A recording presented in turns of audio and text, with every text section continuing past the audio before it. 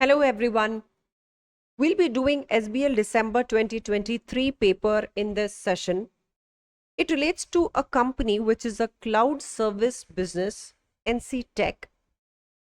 By cloud service, you can take and assume the Google Drive service where you can store your data and then you can access it, and cloud service is being provided by Google to many of its users. How do we go about the SBL paper is what you are going to see in this session. The first thing is a pre-scene comes to you. Does that mean that the pre-scene is going to give you some information about the paper? No. The answer to this question is no. You are not going to get an idea on what the paper is going to be based on. The pre-scene is simply given for you all to understand what is the background of the company on which the question is going to be based. Number two, the company must be belonging to a particular industry. How that industry functions.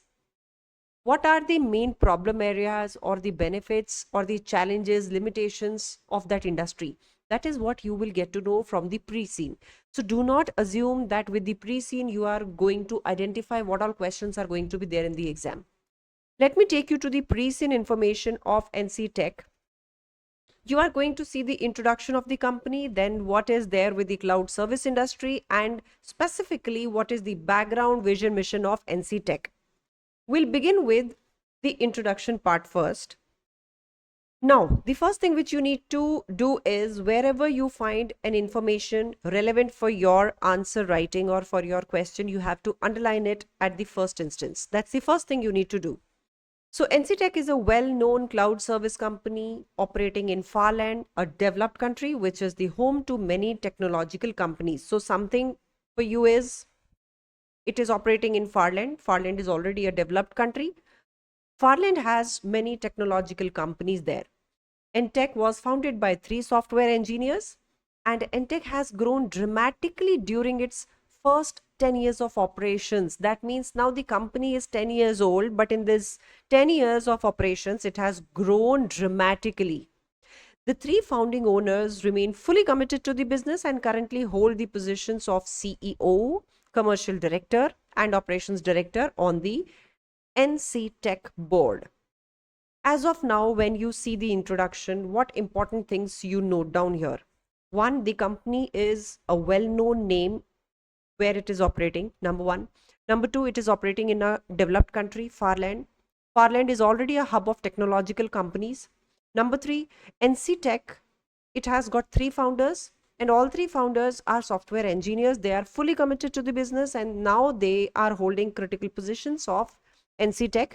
One is a CEO, another one is a commercial director, and the third one, the founder, is operations director on the NCTech board.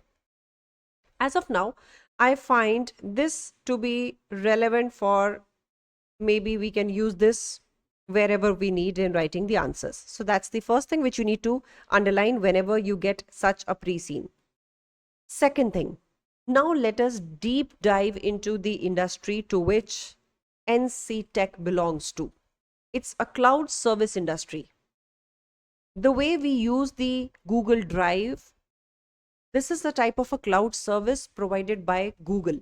It has got different clients who can store their data on a common cloud. iCloud is also another this cloud service provider where you store your files, you can access them. So you are buying the storage. That's the basic idea behind cloud service industry. So cloud service companies offer data storage facilities, with many also providing a wide range of computing services over the internet. That means the cloud to user organizations, similar to iCloud, what we were just talking about. Competitive pricing has made cloud services a financially viable option for client organizations of all sizes. Absolutely makes sense. Instead of keeping hard disks or keeping big computers or big devices or hardware to store your files, it's always cost effective to store your files on cloud, right? So that is also being mentioned here. All size companies are opting for cloud services because it becomes more financially viable option for them. The cloud service industry in Farland has been established for more than a decade and continues to grow to meet the needs and demands of the market, particularly amongst small and medium sized enterprises and individual professionals. So, clearly, when something is feasible, something is cost effective, it is going to be used majorly by small and medium businesses, specifically individual professionals also who cannot afford very costly hardware to store their files and data. So any which ways this is justified because cloud services are more cost effective. Now, key cloud service statistics of, let's suppose this is 2022. 2022 global statistics are here and 2022 Farland statistics are here.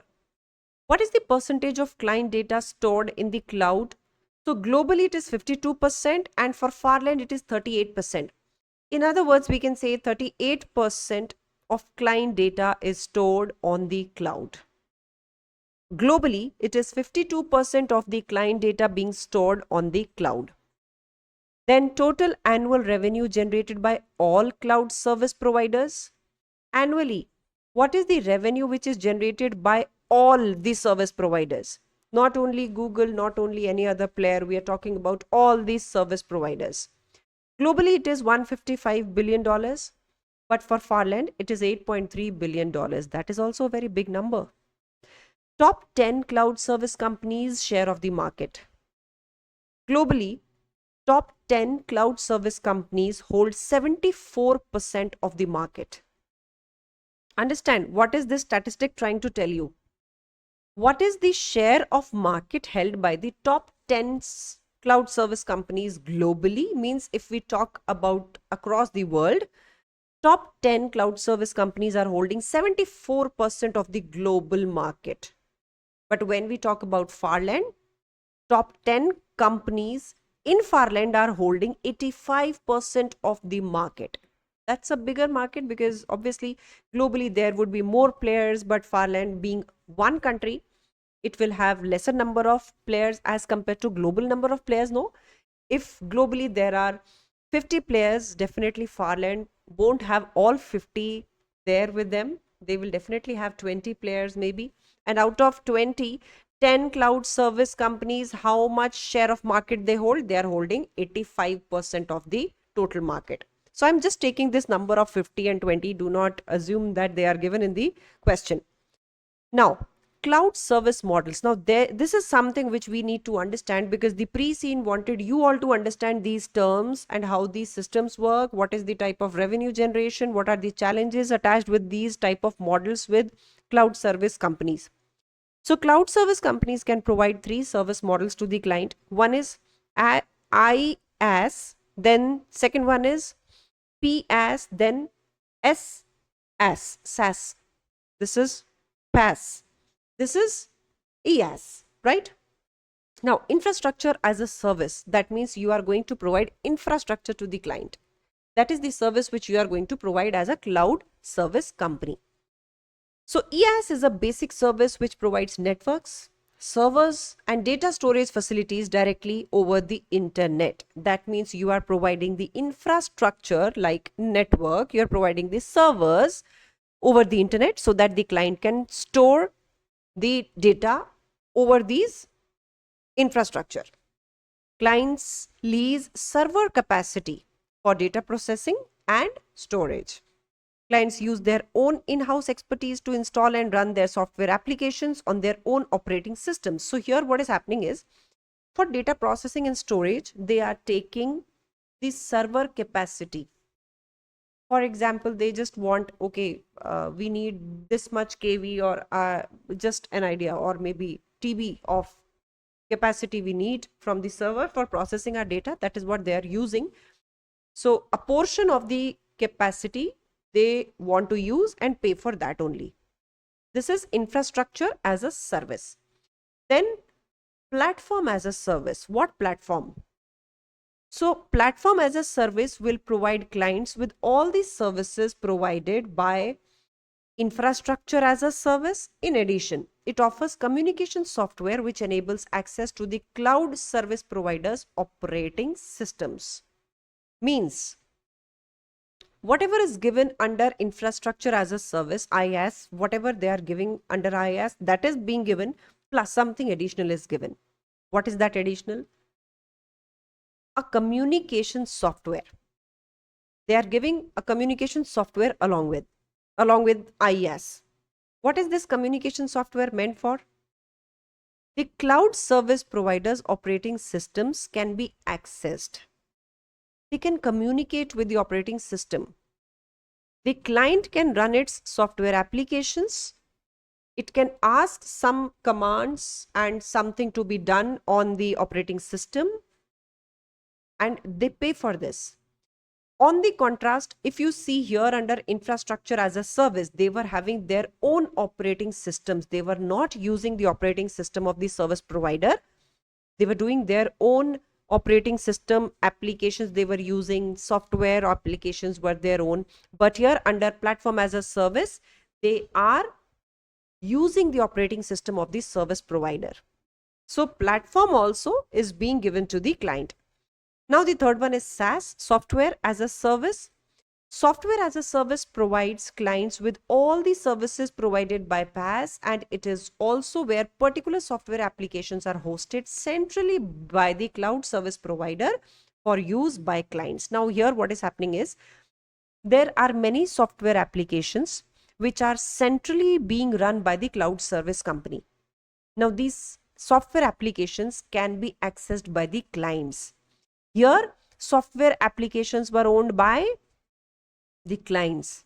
Here the software applications are owned by the cloud service provider. So this is an incremental type of a service structure. Here what was happening was their expertise was their own software applications were their own, operating systems were their own, clients own, everything was their own, only the storage was being taken by the service provider. Now here what is happening is, here they are taking own software is there, but the operating system can be accessed. The service company's operating system can be accessed by the client. They can ask some of the operations to be done by the operating system of the company. And here software as a service. Now what is happening here is they are giving software application support also. Means the software applications are hosted by the cloud service provider. They can be used by the client. Now what is happening under SaaS? It's a very big thing, under SaaS. Data is being allowed to be accessed, processed by the client on the cloud server as if it is installed on the client's own computer system. That means data processing, data access, data commands can be given by the client on the cloud server. This cloud server belongs to whom? It belongs to the service company. Google, let's suppose. With SaaS, the cloud service provider effectively handles all the components of the service. So the client does not need its own specialist IT hardware and software because they're using everything from the cloud service provider, be it the application, be it the software, be it the processing, be it the operating system, everything is being used by the cloud service provider. Here they do not need anything of their own. As SaaS is a premium service, it is the most expensive. Definitely it would be because it is providing everything to the customer or the client. The range and extent of services offered under each model determines the fee chargeable to the clients. The table below summarizes the different cloud service provided under each service model. Now just imagine if this IaaS, PaaS, SaaS, this would have come directly in the exam. Most of the students would not have understood what exactly SaaS is, what exactly data storage is. That's the reason behind giving a pre-scene, so that you can go inquire deeper into these services, how they are being offered. So here you have to note down one thing. Go on internet, find out which are the companies who are offering cloud services across the globe. Try to find out what is their business structure. Try to research upon how they earn their revenue. Try to find out what are the challenges which they face. This is what the pre-scene is meant for. Now, provision for data servers is provided under all these three models. Then data storage facilities provided with all three. Networking resources provided with all three. Now, communication software is given where? in PaaS and SaaS. Operating system given under PaaS and SaaS, and data software application is given only under SaaS. Okay, so the least services, least number of services being provided are under IaaS, then some more services under PaaS, and too many services under SaaS. That is why SaaS is the most expensive. So here, you have to find out how these cloud service companies operate. This is your point of research which you need to do on web. Okay. Now I'll move ahead with cloud service delivery, how this delivery happens. There are three ways in which the three cloud service models can be delivered. How you deliver this to the client? One, through the public cloud. Two, the private cloud. Three, the hybrid cloud. Cloud means the space where the clients can store their data, from where they can uh, process their data, whatever services they take. Based on that, they need a cloud to store their data, and then only they can do anything. So public cloud, it offers the required technological infrastructure and services over the cloud to any organization or individual on a pay as you use basis. So you need more TB, you pay more. You need lesser number of GBs, you pay less. That's the simple idea behind it. The public cloud does not target particular client or groups. It is hosted from the cloud service providers facility. So it is not targeted to any particular client. It is not created or meant for any particular cloud also. So just like Google, you can consider this to be. The private cloud, it provides computing infrastructure for the exclusive use of specific businesses. So it's a private cloud. Anybody cannot just come up and store his or her data on their cloud. It's a private cloud. It is best suited for large businesses which demand considerable and more complex computer processing capability. Let's suppose there is an actuarial valuation firm. It needs a lot of models to be used to come to some conclusions, many calculations. It also involves some data analytics to be done, because it is involved in the business of calculating the value of anything. So to calculate the value, data needs to be used. Now this company will go for a private cloud service because it would like to have a privately owned service where a lot of data analytics can be done, and nobody from outside can come up and upload some data on its cloud and start processing it or using its operating system. So they would always prefer a private cloud for it. Now, where will this private cloud be located? Maybe in the client's facility or at the designated cloud service third party commercial site. So there can be third party sites also that the maybe the client facility or the client's place, this cloud can be located. The cloud obviously will be needing some web space. It may be needing some hardware to be put somewhere. So where will this be put? Maybe client's facility at client's place, or it can be hosted. So we are talking about web hosting at a designated cloud service, third party commercial site. It can be some other web space also. Private cloud services are charged at a premium price because obviously you are going to give something exclusively for a particular business. You need to have that premium pricing on it. Then the hybrid cloud. It is a combination of both public and private cloud models. So it is type of mixture of both. More important aspects of the client's operations can be hosted on private cloud facility, with more general business functions run on the public cloud. Okay, makes sense. Something which is of critical confidentiality, something which needs more calculation and dedicated services, that needs to be hosted on a private cloud, and something which is general needs to be done on a public cloud. Simple.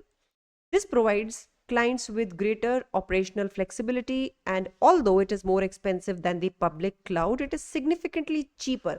Makes sense. See, let's suppose a business it needs 10 operations.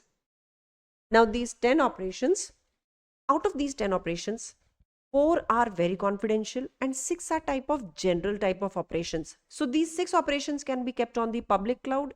The data related to it can be put on the public cloud, and something which is of very confidential nature, which requires a lot of expertise, these 4 functions, they can be put on the private cloud. So instead of taking all 10 services or all 10 activities and functions on a private cloud, we can reduce that down to 4 services. So you will save some money on that also.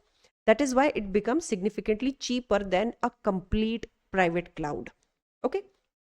Next, benefits of cloud services to clients. There are a number of reasons why it becomes attractive for clients.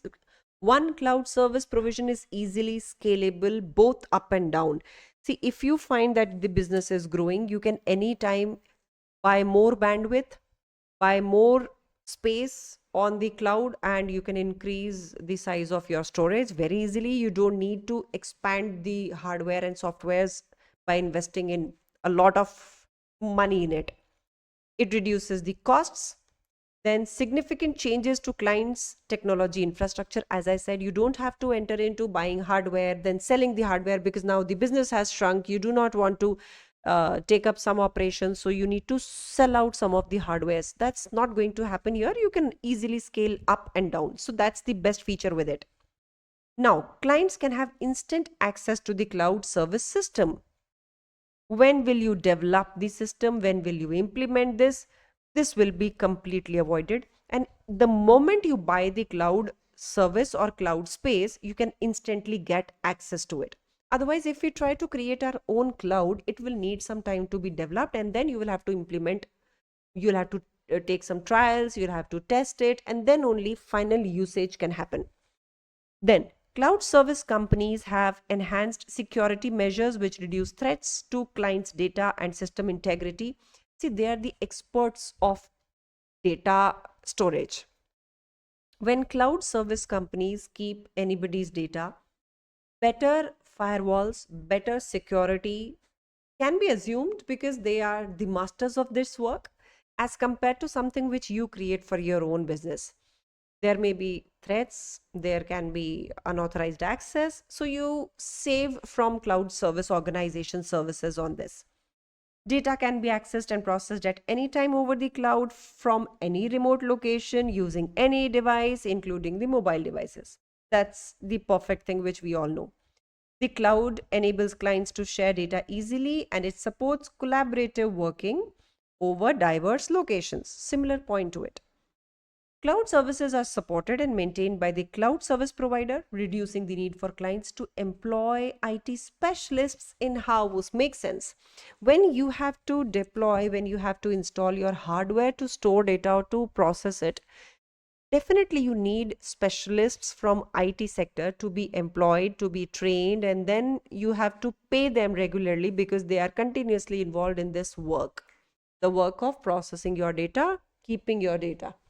So that has to be done. So you save money in these expensive IT specialists also. Clients do not require expensive space to accommodate hardware.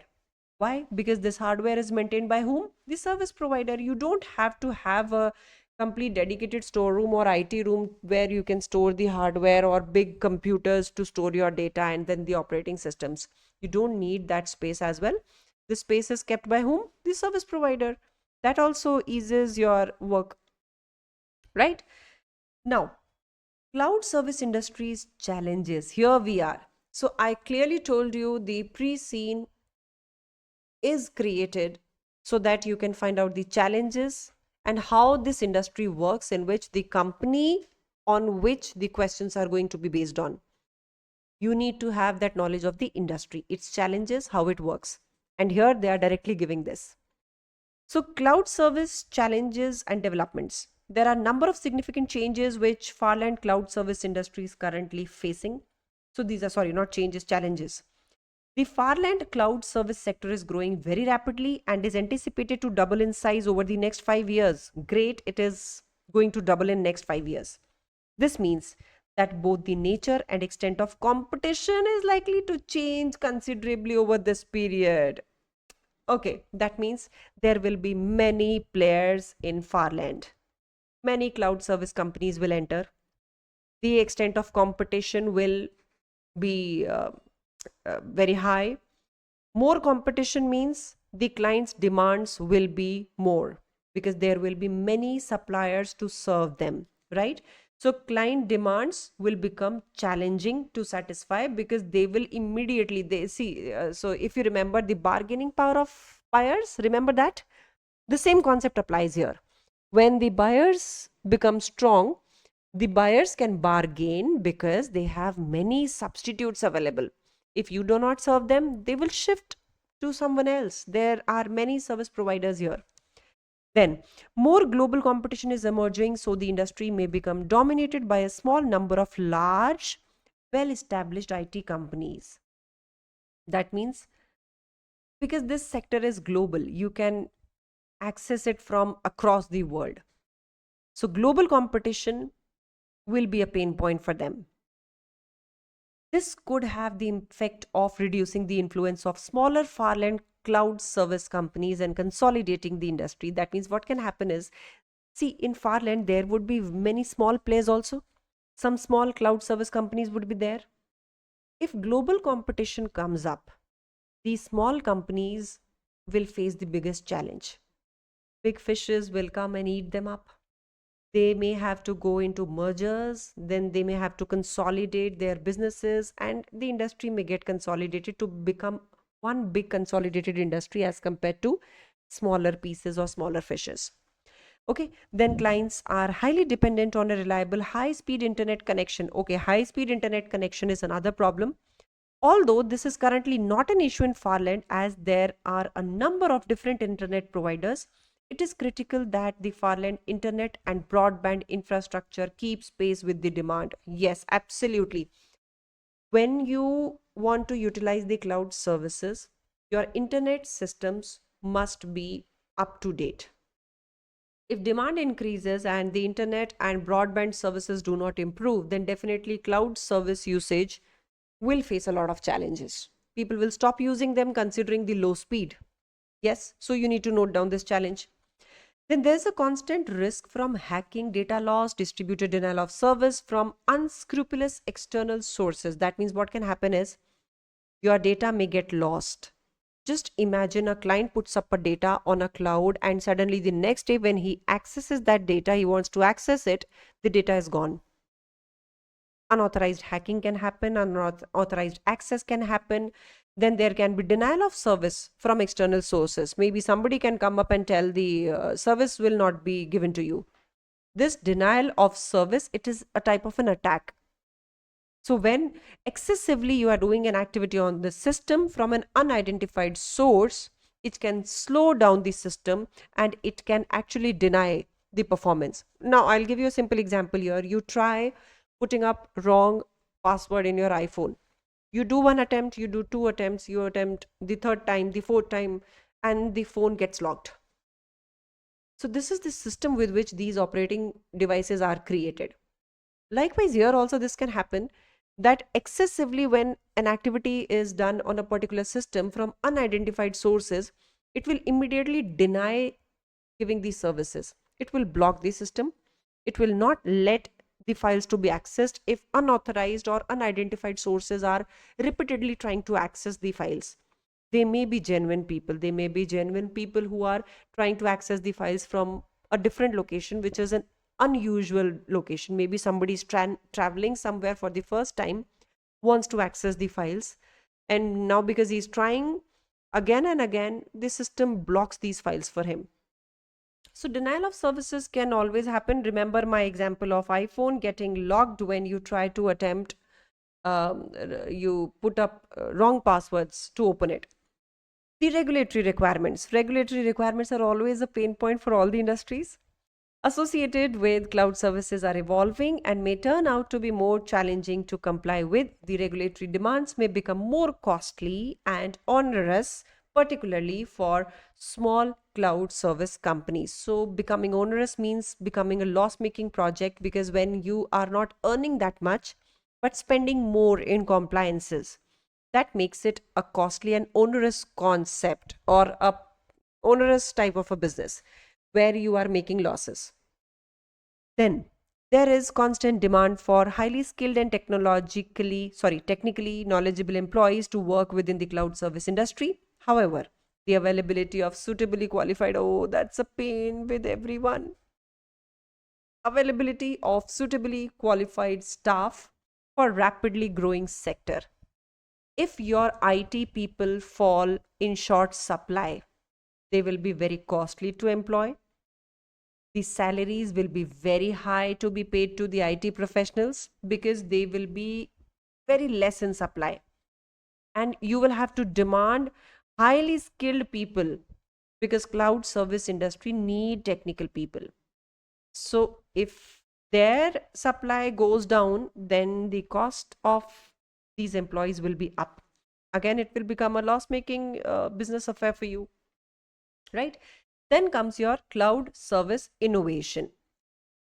Uh, Let me take a break of 5 minutes, guys. It's been continuously speaking on these pages. Let us take 5 minutes of break and then get back to cloud service innovation part. Okay. Okay. And we are back. So, cloud service innovation, the following areas of technological development has been identified as being vital to the future success of all cloud service businesses which provide the SaaS service model within the Farland cloud service industry. I am estimating that the question can relate to something here because this is more futuristic. Future successes will depend upon these areas, and definitely we are talking about artificial intelligence. So, some question can be created from this. Business intelligence. Business intelligence systems collate, store, and process data to provide clients with meaningful information in support of decision making. So, this is a simple concept. Let's suppose we go to an online website, we shop for something. The next suggestion definitely will be based on your last shopping pattern. This is the business intelligence which helps managers in supporting decision making to identify what is there in more demand. Then, if business intelligence were offered on the cloud, it would satisfy the growing demands from clients for access to BI systems combined with other benefits of cloud applications. That means what may happen is, along with the cloud services, business intelligence, if is embedded in the cloud service, that will actually serve a lot of demands of clients. Obviously, the clients will not be getting installed something which is for data analytics, for processing the data, and simple calculations and processing, they will be going on cloud. Definitely, they will not be doing a two-way work on two different applications. They would expect that the cloud does this, the cloud stores the data, the cloud stores, processes, collates the data, and then even if it is an unstructured data, the cloud can process it and create a meaningful information out of it. So that expectation can always come up from the client, and this may be the future of the cloud service industry. Then, quantum computing, complex data processing to be done more efficiently than a normal computer. This is going to be the expectation of the clients of the future. If quantum computing is offered on the cloud, it could dramatically increase both the processing capability and performance of clients. Now, see, when there is a business which has got thousands of clients, okay, thousand is quite a small number. For a client company, let's suppose it's Amazon, its customers are in millions. That means there would be quantum of data which they would like to get processed. This data would be complex. Why? Because someone will be having some other preference, another customer will be having some other preference. So, this data processing will need, maybe first you need to just create a structure of uh, segregating the data in male, female, then the age group, then the fashion accessories, then the food retail items, then the daily house chores item, household items, then the furniture. That means it's a lot of unstructured data which may need some serious and quantum wise computing and creating good useful information for the client. So dramatically the client's performance can increase if this data is presented in a meaningful information format, right? This could prove to be a unique selling point for a cloud service provider, definitely, because the if the client's performance improves with a particular data analytic program or service offered with the cloud, definitely they will come up to opt for that service. Then comes artificial intelligence. This is definitely, we are expecting a question on this. Okay, so AI is a technology which simulates human intelligence and is programmed to think and act like human users. Now, the exam is not going to tell you what artificial intelligence is, because it's been long that you should know artificial intelligence now. If available over the cloud, it would enable clients to access and harness its advanced capabilities within their business operations at a lower cost. Do you know Google offers translation of documents into different language? It does offer. Now, for example, let's suppose I have to create a document, and this document has to be, let's suppose, in the form of a book. This book I want to create in some other language also. Now, do I need to learn that language, or do I need to employ someone who knows this language and then he can translate the document? No. Google provides me that service. I have to simply write the matter on a Google document and Google will translate it. Any language which I want. Right? So that means some capabilities, if comes under the cloud, it eases the work of the client. So the clients can use your other facilities over the cloud and can always look for these services when they are choosing a cloud service provider. This is where the future lies for you also. Okay, then machine learning. Machine learning is more sophisticated form of AI which allows applications to more accurately forecast results and outcomes without being explicitly programmed to do so. That means you are not telling the program to produce a particular result or to know the patterns. It will use human inferences type of situations or how a human will deal with such a situation, and then more accurately it will forecast the results, right?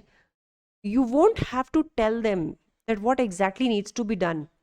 Now today chat GPT does that. You just give a keyword, it will give everything related to it. It will try to identify what you want to understand on that topic, right? Having this facility on the cloud could be a game changer for many clients who would not otherwise be able to afford such complex technology. So if this technology is made available to the customers or clients a- along with the cloud, so cloud is known to be affordable.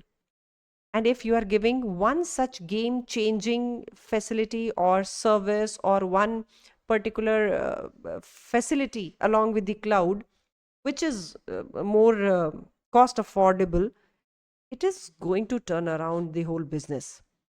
Machine learning includes a diverse range of technologies, including voice recognition, virtual assistants. Okay, voice recognition. So I have used this voice recognition once with Google Documents when there was a long summary I had to create for a particular topic, and I wanted this to be typed quickly. There was one test also I wanted to create with a long case study. I used this voice recognition, and it literally typed like a jet rocket speed. It saves a lot of time. You just have to dictate, and there was a time when there were stenos who used to take the dictation of the managers. The managers used to speak up. Okay, ma'am, just start noting down. Miss Secretary, please note down. To the director, we are from this company, blah, blah, blah. We want to offer our services to you, blah, blah, blah. And she used to keep on writing down, and then she used to present it in a letter format, and then the correction used to happen, and then it used to get dispatched. So somebody was there to note down that. But now you don't need anybody to note down. You can directly speak up and the text will be there in front of you. That's voice recognition. Okay, so these are all the things which we are currently using, but why the pre-scene is talking about the future of it is just want to make you equipped with that. Yes, this is the future with which you also would be dealing with very soon. Next, operational and financial key performance indicators, means the KPIs. Operational KPIs and financial KPIs. We are going to discuss both the KPIs. First are operational KPIs, then we will go ahead with financial KPIs. Operational KPIs means the key performance indicators for any service provider. It relates to the service availability. Operationally, why will I say that you are performing well? For that, I need to have a performance indicator. On your operations, what is the performance indicator which can tell that your services are good or bad? That is a KPI, right? Your key performance indicator, which tells if your performance is good or not. That's a performance indicator. Now, operationally, on service availability, just imagine, just think, what should be the KPI when it comes to service availability? When can I say that your performance is good in terms of service availability? You are a cloud service provider. How much time you are making the files available to the client? That should be service availability. You should be available 24/7 for the client to access the files from your cloud, right? Now let's see what operational KPI they are telling. The amount of time the service is actually available as a proportion of the total amount of time that the service is scheduled to be available to the client. The target is always 100%. Okay, so what we were talking in a simple term, they have clarified it in more detail and confused us mostly. They have confused us. But let me simplify this. See, you want to avail the service of a cloud service company. That means you want some data to be stored on the cloud. Ideally, whenever you want to store the data, whenever you want to access the data, it should be available. That means the availability should be 100%. What was scheduled to be available to the client 24/7? How much you are really making it available to the client? 24/7 you should be available. But let's suppose, let me restrict it. You promised that in 24 hours, 15 hours is the time within which we can access the cloud services. But out of this 15 hours also, only 10 hours the cloud is functional and accessible. Remaining 5 hours, it says access not available currently. Temporarily shut down, temporarily unavailable. That means out of 15 hours which was promised, which was scheduled to be available to the client, you are just giving 10 hours. That is the proportion of time which you are making, the cloud service companies making available to the client as compared to what was promised. But ideally, this should be 100% because it doesn't work that way that only 15 hours of the day you can access your files. No, that nobody is going to come to store their data on your cloud. Then capacity utilization. How much capacity are you utilizing? We need to see the KPI, what they keep KPIs under these industries. A measure of the proportion of the available cloud services which have been allocated for use by clients. Let's suppose the client has allocated 10 TBs, 10 TB of space on the cloud. How do you measure what is the proportion of available cloud service allocated to the client? You can say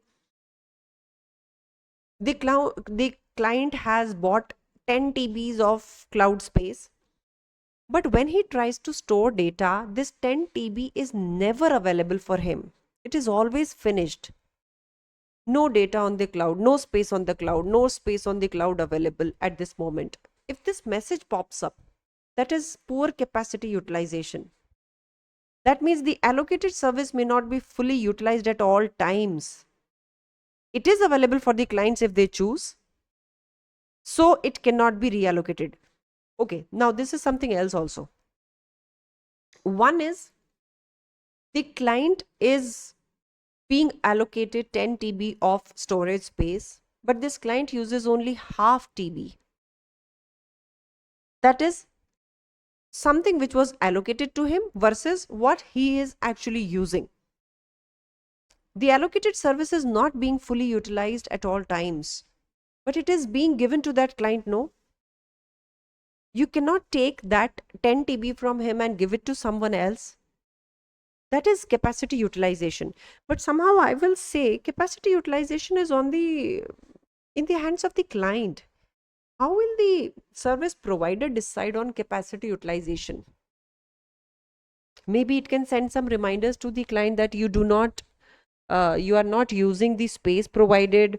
Can we help on something? We can assist on training you. Maybe something like that can be reached out to the client to ask why they are not utilizing the capacity which is being allocated to them.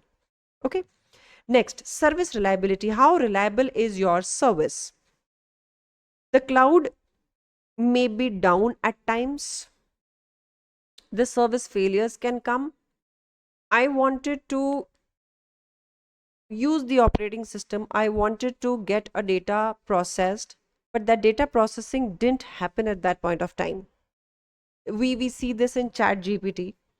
When I asked Chat GPT to create an image for me so that I can use it in my PPTs or in the classes, it takes a lot of people are using Chat GPT at this moment.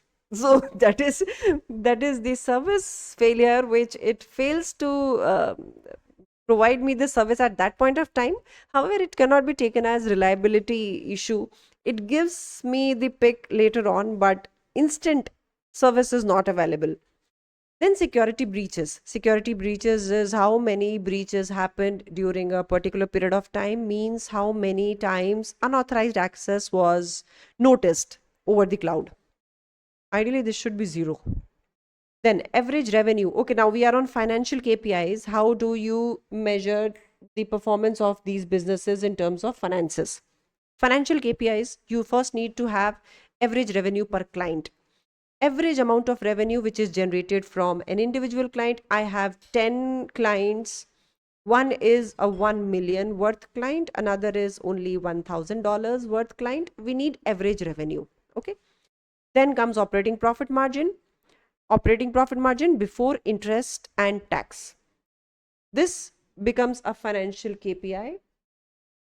Then comes ROCE, the operating profit which comes from the capital employed. That means they're just trying to tell you in financial terms, how do you say that the performance of a business is good or bad? You need to see its average revenue per client. In this industry, operating profit margin is being seen, ROCE is seen, and then security breaches. The financial impact of cloud security breaches in any given period. This comprises the compensation paid to affected clients, the lost revenue because of this breach. Oh, that's a financial impact, because whenever any such breach happens, the client will lose some business. It will incur some losses. Are you being the cloud service company, are you compensating the client for these losses? That's a financial KPI. These losses should be bare minimum, as low as possible, right? Now we have come up to NCTech. Till now, we were getting just an idea of how this industry works. Now let's reach to NCTech, what this company particularly holds in Farland. Now, it's a well-known cloud service company operating in Farland. NCTech was established and incorporated 10 years ago by 3 software engineers. They recognized that the rapid growth in demand for cloud service presented them with a great opportunity to use their combined knowledge and skills to set up a business. So 3 software engineers, they came together, formed NCTech. NCTech operates as a public cloud service company. Okay, something specific has come up to us. It's a public cloud service company. They do not create cloud spaces for private individuals, or we can say they do not create private clouds for companies, so that it can target a wide client base of small to medium size companies throughout Farland. That means anyways they are not going to reach big companies who can give more money and then you create a private cloud for them. That they are not doing. Okay, NCTech provides comprehensive data storage facilities, a range of servers for the storage, retrieval and sending of data, and the required networking resources necessary to provide the IaaS service model. NCTech has never offered the PaaS or SaaS service models. The most expensive ones, anyways, they are not offering. Ownership. The initial shareholder investment was supported by venture capital, which was repaid when NCTech listed on the Farland Stock Exchange 5 years ago. So 5 years ago, they got the listing done, and initial investment came from venture capitalists, which they repaid back. Each of the 3 original shareholders still have a 10% stake in NCTech. The remaining shares are held by a number of institutional investors, such as pension funds, unit trusts, but no single shareholder holds more than 10% equity. That means there is no one who is to be considered as a parent company of NCTech. It's small stakeholders and shareholders, not stakeholders, shareholders spread across, and nobody is having more than 10% of equity in hand. The three founding owners remain fully committed to the business and currently hold the positions of this. The current board membership has not changed in the last 5 years. Okay, here's something to be noted down. The current board membership has not changed. Board members are the same since last 5 years. Do you get a bell ringing in your mind reading this sentence? Board of directors, board members, can they be on the board since last 5 years? I don't know. We need to highlight this. Shares in NCTech have performed better than other similar technology companies on the Farland Stock Exchange over the last 5 years. They are performing better. However, in the last financial year, there has been an unforeseen and significant fall in GP, which has affected the share price and unsettled some shareholders. Okay, what happened in the last year suddenly? The absence of any dominant shareholders means that the board is generally free to run the business in the best interests of the whole company without any direct or significant interference. But there is a negative side to it also, that the directors may run the business as per their will. Can I say strategic drift? I don't know, maybe. Because if the directors take up a position and they do not realize that the position or the strategy is not working, they may not accept it, because there is no significant shareholder who can just tell them that, see, you need to work this way. They are working their own way. So this is a blessing plus a challenge also. Then vision, mission, and corporate values. The NCTech corporate vision is to be one of the leading cloud service providers in Farland. So they want to lead the market. Mission is to become a world-class cloud service company. Definitely, I'm expecting something bad news coming on this front. They want to become a world-class cloud service company by achieving operational excellence. Definitely, you will find an exhibit where operational excellence would be questioned. Then differentiating ourselves by exceeding the expectations of our clients. Definitely you will find a dialogue coming from the clients that they are not meeting even the expectations. Exceeding the expectations is something beyond thought, but definitely you can expect some of the clients coming up and complaining that they are not meeting the expectations. Then developing and maintaining a strong brand. Okay, developing sustainable relationships with key stakeholders. Okay, stakeholder model can apply here, maybe. Maintaining a profitable business model to attract further investment. That may be doubtful, because a profitable business model needs to show growing GP, but here their GP is falling. We clearly saw this, a significant fall in GP. So profitable business model, I doubt. Okay, let's move ahead. Now, core values: energy, grasp opportunities, make things happen. Then excellence, strive to do things better than anyone else in the industry. Here also, I doubt that someone else is not doing things better than them. Okay. Then excitement, foster challenge, trust, and respect to and from colleagues through teamwork. So, this is a general gyan they are going to give to their employees and the teammates. Then ethics, promoting integrity, showing integrity, openness in all businesses, which I doubt that the three founders may lack doing this. Okay. Then the board structure. See, most of the cases in the pre-scene, you will find the board structure. This board structure comes because they want you to highlight and you to know who are the people sitting in the leadership of the company.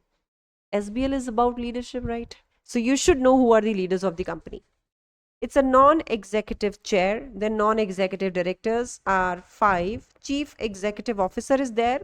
So 5 directors report to him. Finance director, commercial director.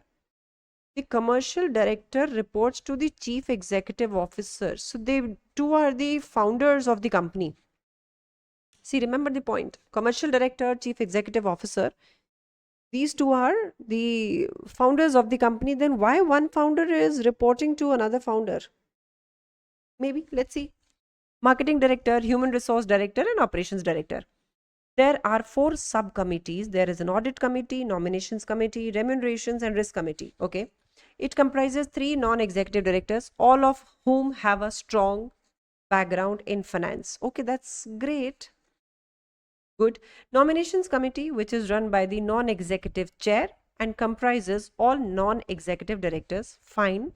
Remuneration committee comprising 3 non-executive directors with the human resource director providing the members with professional guidance. Seems fine here also.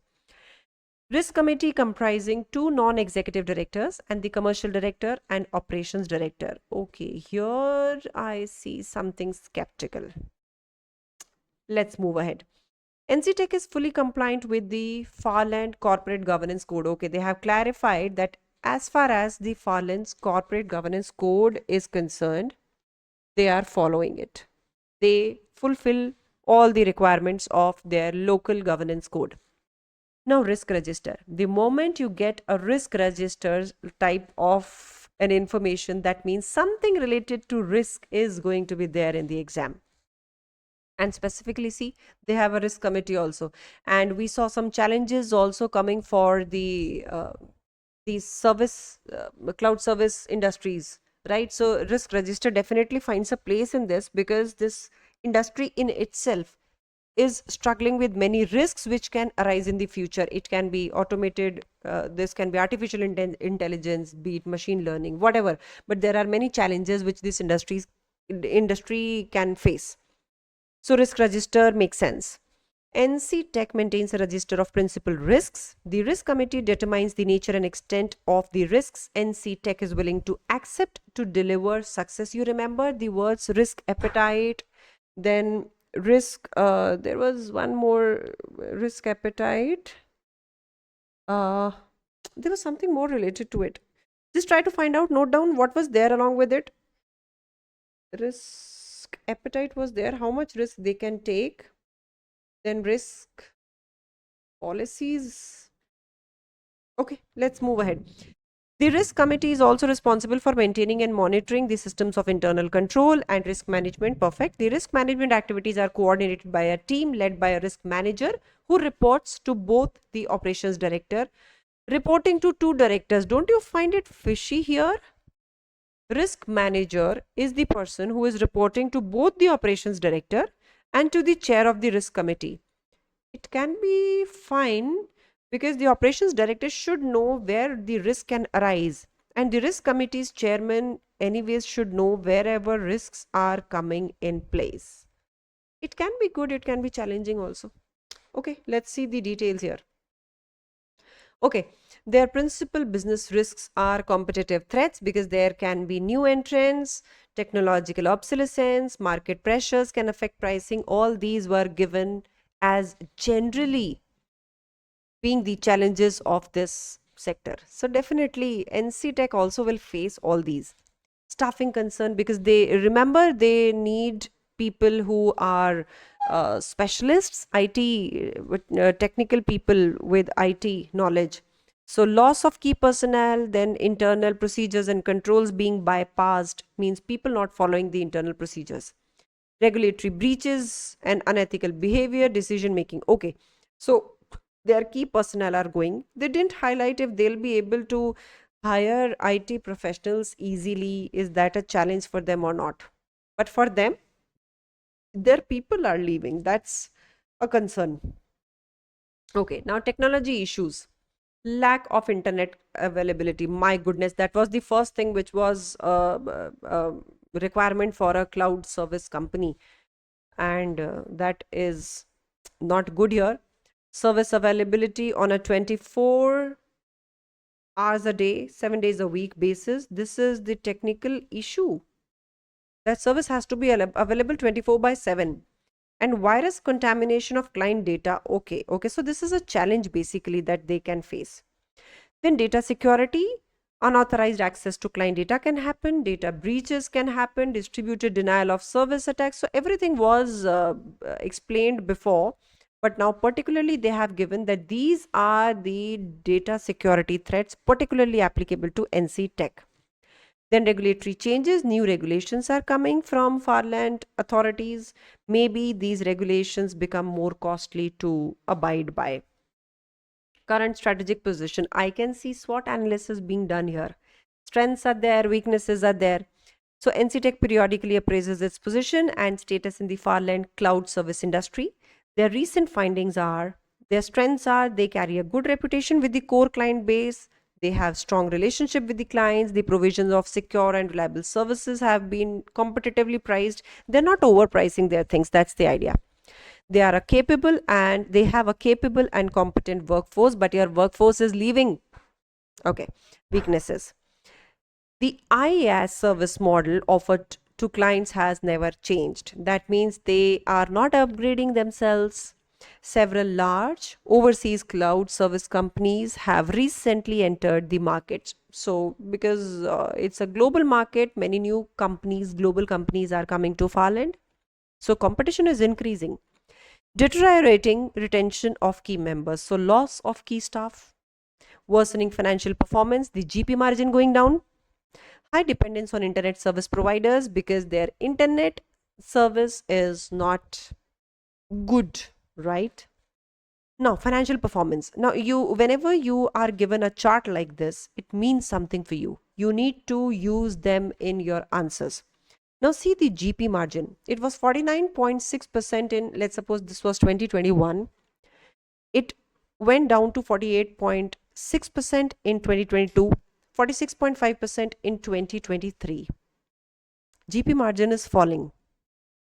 What about revenue? So revenue in 2021 was 55,850. Then it got up to 58. That again went down to 57. Okay, so it's not stable actually. What about profit before tax? Profit before tax increased in 2022, but then again fell down. ROC, the same pattern, increased in 2022. So 2022 seems to be a good year for them, but 2023 seems to be a bit challenging year. Everything is falling down, not falling in place, be it GP margin, be it revenue, be it ROC. Operational performance. So reported security breaches. So these were the KPIs, you remember? These were some of the KPIs. They have given some KPIs that this is how we measure if operational performance is going well or not for a particular provider. Reported security breaches in 2021, it was 172. It increased to 184 in 2022 and then went down to security breaches, went down to 141. So operationally they improved actually. Okay. Then IaaS service availability to clients. It was 95%, means 95% of service was available to the clients in 2021. Then 94% availability in 2022. 2022 seems to be a tough year for them. Here the service availability also is the least in 3 years. And the highest service availability happened in 2023, which was 96%. Client average satisfaction rating. 2022 is the least. See. So we were talking now, 2022 seems to be a challenging year for them. In 2021, it was 87. The rating, satisfaction rating was 87. It came down to 79. Then again improved to 85. Then Farland IaaS market share, how much market share they hold. They were holding 4.5% market share in 2021. They went down to 3.4 and then further went down to 3.2. This can be because there are many global organizations coming in Farland. So the competition increased and then their share will go down obviously. When there are 5 players, 1 out of 5 is something else, and then when there are 20 players, then 1 out of 20 definitely lowers down your share. So probably in the question you will find some more details on it, some more exhibits where some complaints from the clients, the risks cropping up, everything will come to you. But the first exercise and expectation which you should carry with the pre-scene is noting down some critical areas of the business. How the industry functions, what are its challenges. Now here the KPIs, some information of NCTech that you need to hold in your brains. In the next part, we'll continue with the question, the tasks, and those tasks, how to address them, how to answer them. That we'll go ahead with. In the meantime, just revisit this pre-scene, gather some information on the cloud service industry, and we are good to go with the question practice and the tasks in the next part of the paper practice session. Till the time, keep on practicing, keep on studying. Thank you so much and take care.